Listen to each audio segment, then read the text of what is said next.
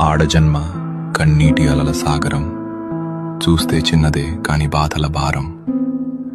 ప్రతి అడుగులోనూ పరీక్ష, ప్రతి చూపులోనూ నిరీక్షణ.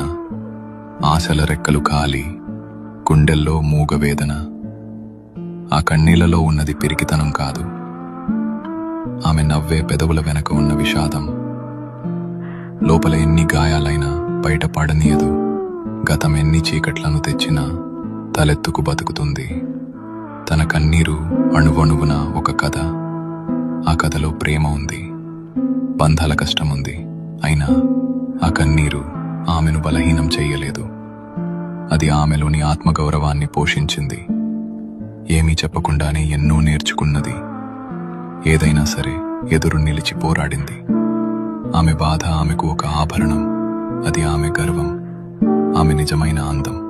ఇది ఒక ఆడపిల్ల కన్నీరు.